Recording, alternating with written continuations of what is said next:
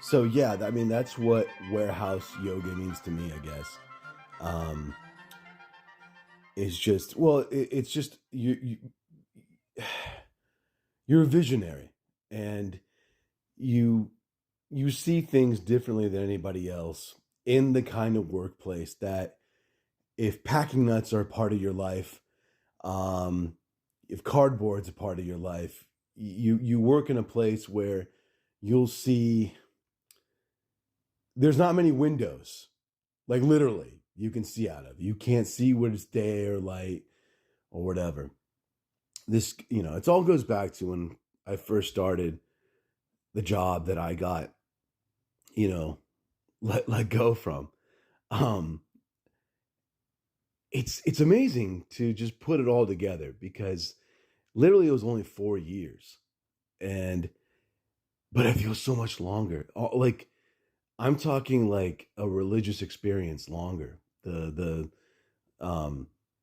like Christ-like, just biblical terms comes to mind. But how I got there is just it. All this is on myself. We all make our own decisions. This was on me, and I started out because I had worked 12 years at one company that just let me. The company closed. I had no other choice, and then a year went by where I had to take care of my mom and dad. They had to move out to Newport. That's over on the coast, and we had to put this. Just I they were, my dad wasn't doing too well. Now it's where my mom's not doing too well. It's just funny how things just come in full force. And I finally had to look for a job because my unemployment was running out. And I started out with a staffing agency. Big mistake, but again, this is all we all learn. And we had. I'm really kind of babbling at this point, but just roll with me, okay, guys? Having a resume and having a good work career in the past, a good work ethic, combined with never having a criminal record of any sort, you would think that would get you in. And I had about 3 to 4 different job interviews, face to face, one on one. And the last job was one job working for like a medical supply company. I know they actually did like wheelchairs or whatever. And the guy giving me the interview, I'll never forget this, was actually really nice. I think he was being genuinely kind and telling me like, oh yeah, so it says you haven't worked here for almost a year, and I told him the situation. I was like, yeah, yeah, I feel you. It's just there was a time where I had a hard time trying to get things together, but yeah, I understand. And this is the guy that I didn't get the job. That's what makes sense. I mean, sense. That's what happened. And later, the girl over the staffing agency said it was up between me and one other person, and the other person had like forklift experience, which I didn't have. And I guess maybe I should have learned some. Who knows? It doesn't matter. But that just things are not working out, man. For like a couple of months, I want to say. Then the inevitable interview over at the company that I can't really name, just can't name names. Let's just say they sell phones to elderly people as their demographic. I call them dying people, but whatever. Just semantics, right? Right. So, and it was done in a group tour of where we were going to work, and it just seemed pretty simplistic packaging. Again, just warehouse shit or whatever. And I took it because I was desperate as fuck, but I was still professional. I showed up work on time like you do. I got up 6 in the goddamn morning. That's also another measurement that you've lost out on life. You know, make no mistake about it. If you are having to work at 6 in the morning to be on the dot, like not 6:01, 6:02, no matter what, you've done something wrong in your life. Exceptions to the rule, college kids, people trying to make some pocket money, they got something going on. But if you're a grown ass adult and you need this, it's if you're not a retard, you'll see this. Now, this took me a while to realize it, but it, again, 4 years, it feels a lot longer. All right. It felt like purgatory, but I did it anyways. And so I got there, and in about my second week in, the supervisor that I had, who is really a, it's almost like I can bring a character from a movie, from like a Rob Zombie film, and this is who this guy was. I'll just use first names, but I probably shouldn't say that. Well, maybe I'll take it out, but you know, I can't say. I probably shouldn't say name, but like had the face of a guy that had been stomped in with cleats. His face was very textured. You know, it looked like post Hiroshima, Nagasaki, and a voice to match. We're talking like years and years of just eating cigarettes, broken glass, mucus. This was, the just it's almost mythical, like a what's that, the half horse half man thing with the air, bow and arrow, like one of those, not a unicorn, doesn't really matter, more fantasy bullshit. But this man was my first how does one start out the realization of how fucked you are, trying to get my computer online in time for this guy who did not have literally 15 seconds patience, I'm sorry, to, pull up what he wanted me to do. Let me in there right now.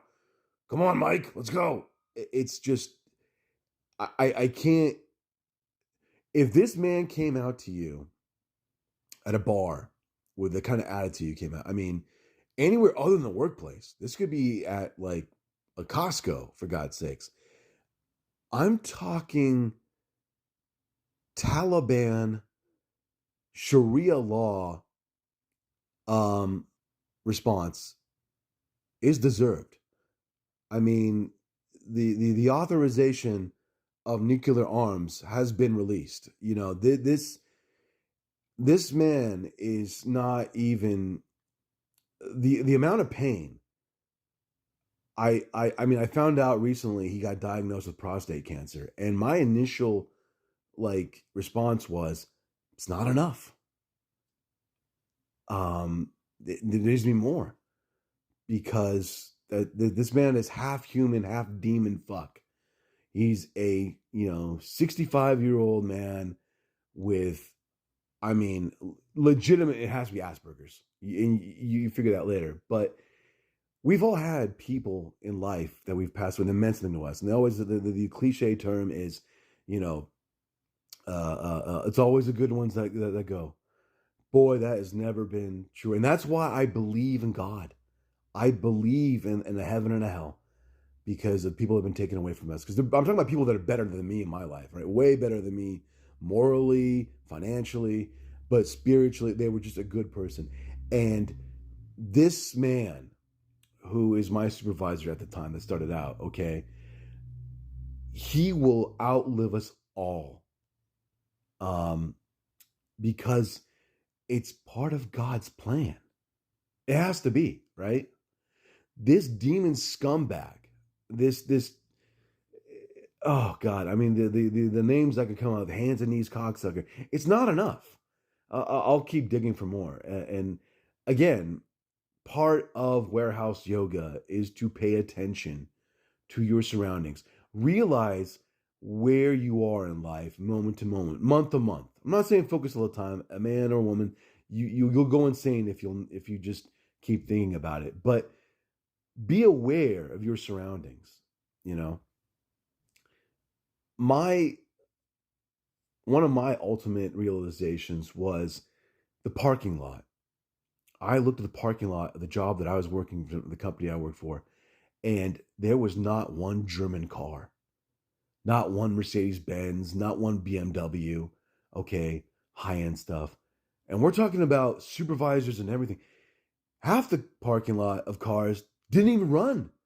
We're talking about people who could barely put, money together. They always say, like, oh, you need to save money from your paycheck. How? It's been on the bills. Like, anyways, I also looked at the company Christmas party.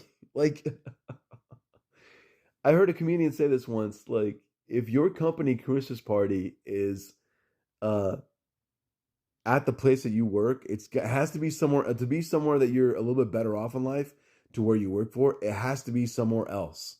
It has to be like at a hotel or somewhere they serve alcohol, somewhere where you can actually blow steam or whatever and have that camaraderie. Maybe this is for pre-COVID, but that's really a different kind of way of thinking now. But at the time, that's what it is or what it was. Yeah. And if you're so fucked, and there's no other way to go about to see that differently. Again, if you have a sense of awareness and oh wow, lost my train of thought. But this supervisor really put me into a whole new mindset, and the his aggressive and just inappropriate behavior to almost knock me over with one of these big metal uh, things we called OTRs that you put packages into. And I was coming out of a door, just like it. He almost hit me with one, and I realized I grew up in another way. We're always learning in life. So it doesn't just when you're 21, you're allowed to drink. You need to always keep learning something. And I learned my value that all the years of being a professional, being at work on time, it was all for a former employer that I had value was seen in me. And it's a very rare company or situation or just work experience you'll ever have where it's just you, the boss, and two other work people. But I had better hours, I had better pay, I was valued. You know, my input was valued. I had none of those problems at where this job that I just got let go from. None of that, and that's really what it's about. I I I I rebirthed in the sense that you realize the place that you work for, this place did not deserve me. You understand? In a lot of ways. But being professional, they expected me to work on time and take it up the ass and sometimes have unexpected uh, um, expectations of what they wanted you out of an employee. And that's the reason why they have and had this like highest turnover rate. It's like a goddamn clown car. All right. It's just nonstop people coming and going. It's like one of them old hotels that had the revolving door. You don't see them too much anymore. It's just infinity, like that bitch with the fucking tattoo that has the infinity thing. Like, oh my God, this is over my ass crack. It's my tramp stamp. Okay, sweetheart, you're totally interesting. You got me. But bless your heart.